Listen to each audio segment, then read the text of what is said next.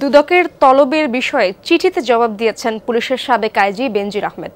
দ্বিতীয় দফায় সময় নিয়ে আজ দুদকে হাজির হওয়ার কথা থাকলেও আসেননি তিনি। দুপুরে ব্রিফিংয়ে দুদক সচিব খোরশেদা ইয়াসমিন জানান, বেনজির আহমেদ উপস্থিত না হলে ব্যবস্থা নেবে দুদকের তদন্তকারী দল। তিনি একটি চিঠির মাধ্যমে তার অবস্থান ব্যাখ্যা করেছেন। চিঠি চেয়ারম্যান ও কমিশনার বরাবর দিয়েছেন বলে জানান তিনি। বলেন, বেনজির আহমেদ গত বৃহস্পতিবার চিঠি দিয়েছেন। সচিব আরও বলেন, সময় দেয়া বিবেচ্য বিষয় নয়, মামলার বিষয়ে তদন্তকারী টিমের সুপারিশ পর্যালোচনা করবে দুদক।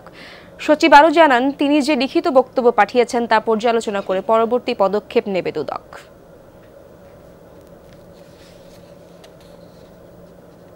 দুর্নীতির মাধ্যমে যে অভিযোগ, সেই অভিযোগটি তিনি বর্ণনা করেছেন এবং তার অবস্থানটা কি সেটা আর কি বলেছেন। এটি অনুসন্ধানকারী টিমের সম্পূর্ণ এখতিয়ার। তারা স্বাধীনভাবে অনুসন্ধান করছেন।